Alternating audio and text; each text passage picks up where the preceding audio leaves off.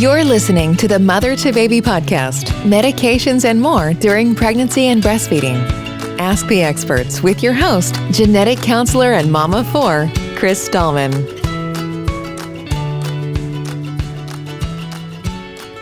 This episode contains evidence-based information that's current as of the day recorded and may change as more data becomes available.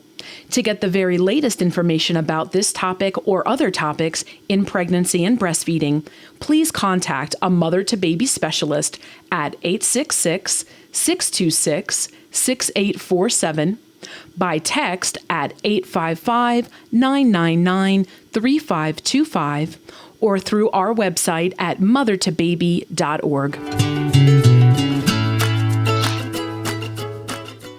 Welcome to another episode of the Mother to Baby podcast. My name is Chris Stallman, and I'm a genetic counselor, a mother of four, and a teratogen information specialist.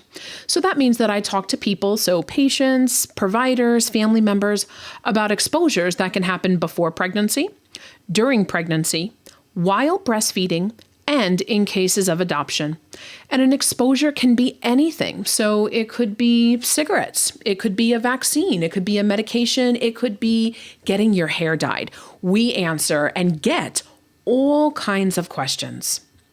On our last episode, we were talking with a past pregnancy study participant. So someone who has taken part in the mother-to-baby pregnancy studies in order to help us get information about certain exposures during pregnancy. And we're very lucky to have Leslie back with us to answer more questions. Hi, Leslie. Welcome back. Hi, thanks for having me again. So we were talking a little bit last time about your experience with the pregnancy studies. So we want to go a little bit further and ask, what was your experience like? Oh, great. I'm glad you asked. Well, I enrolled in a study that compared folks with rheumatoid arthritis who were or were not taking a certain medication. So I was in a control group that I had rheumatoid arthritis, but I wasn't taking the drug they were studying at the time. And so I enrolled in a study and had an initial interview that took about an hour. And then I had a few more interviews over the course of my pregnancy and gave mother-to-baby permission to collect information from my healthcare providers and my baby's healthcare provider for data for their study. And so, that was the first part, were the interviews. Mm-hmm. And then the study I was in also included a visit from a developmental pediatrician, which happened when my daughter was around a year old. And so I had a relationship with Mother to Baby for this study for around 2 years. What was your experience like with the developmental pediatrician? Well, that was great. He came all the way from California, and at the time we were living in Tennessee, and came to our house on a Saturday morning, and just generally looked over my daughter and took certain measurements of, I guess, certain facial features and things they're measuring to look for birth defects. And, ask us questions about her development. And of course, they had records from her pediatrician. And, he made it really fun for her, and she thought it was great. He let her check out all of his measuring tools and everything. And so, we had a great time. He answered a lot of questions for us just about developing mothers and babies. And in the end, he gave us a report, Healthy Baby Girl. And so, that was, really fun that he and his, I think she was a nurse from the study, showed up at our little house in Tennessee on a Saturday morning and checked our daughter out that thoroughly and chatted with us about the study. It was a really nice way to, end our relationship with Mother to Baby. Awesome. And it sounds like, you provided information. As you said, the doctor came and, looked over your daughter. You got medical records that they were able to review. But your study participation, you didn't have to change anything you were doing, and you didn't have to take anything like a medication for the study. Is that correct? Right. My understanding is no one who's in a study ever has to take or change a medication for the study. They're They would just wanted to observe what happened to me and my baby, knowing what health condition I already had and what medications I was on, and just collect the data so they would have more data about what happens to women with rheumatoid arthritis who get pregnant. Absolutely. And so right. I never, yeah. And they would, give me more information about medication I was on while I was pregnant when I did my interviews if I had questions, but they never asked me to change anything. And I wanted to highlight that because that's something I think that there might be some confusion about. I've had people, that I've counseled ask me and say, it's quote research, right? Like, what do I have to take or what do I have to change? And it's not like that. It's a gathering of information. And then in some cases, they'll do an examination for the baby as well.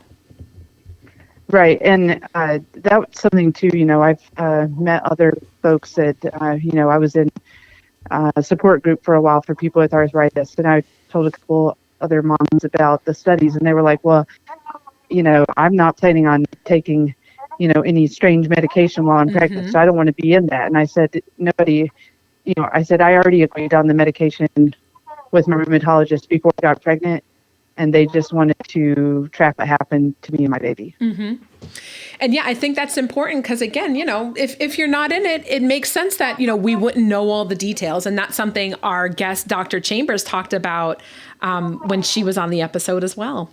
Did you find your time with pregnancy studies difficult in any way or overly time consuming for you?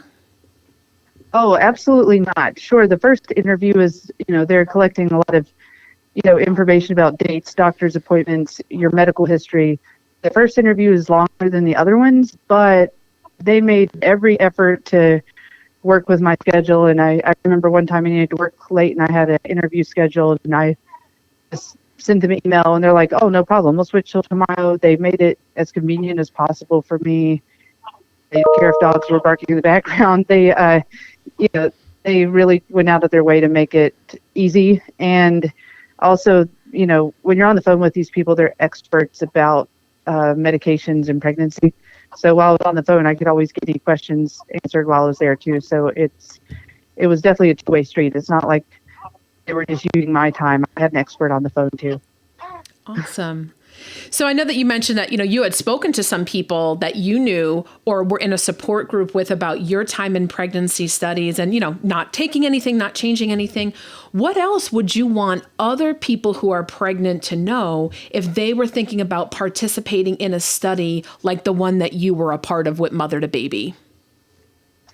I think the main thing is, you have a chance to make another mother and her family's life better, because if you have a chronic condition, or even if you don't, everybody deserves to make the best decisions they can about how to manage their health and keep their pregnancy healthy. And so you're enabling people to make better decisions than you could in the future. I've had another baby since then, and there was more information available now than there was the last time I was pregnant, and the information my doctor and I used came from MotherToBaby. And again, I can't say thank you enough. It is exactly because of the participation of people like yourself that we do have more information now. And I really appreciate you saying that everybody deserves to make the best decision for themselves and their families. So, Leslie, thank you again. We know you're incredibly busy. So grateful to have you in the studies, but also to have you on the show to tell your story. So thanks, and best of luck to you and your family. Thank you so much. And that's going to do it for this episode of the MotherToBaby podcast. As always, thank you so much for listening. Don't forget to hit that subscribe button so that way you never miss a new episode, or you can go back and listen to old episodes as well. You can find us on iTunes, Spotify, or however you listen to podcasts. If you want to be on the show, or if you have an idea for the show, we would love to hear from you. So please feel free to email us at contactus@mothertobaby.org. And of course, MotherToBaby service is here to answer your questions. So feel free to give us a call at 866-626-6847. You can reach us by text at 855-999-3525. You can visit our website at MotherToBaby.org, where you can live chat with an expert, or you can just take a look around. We have lots of information pages, fact sheets, and also some episodes from the podcast. So until next time, remember, Mother to Baby is here for you. Take care. Mother to Baby is a service of the nonprofit organization of Teratology Information Specialists and supported by the Health Resources and Service Administration of the U.S. Department of Health and Human Services. It's made possible through generous donations from listeners like you. To learn more about Mother to Baby, please visit mothertobaby.org.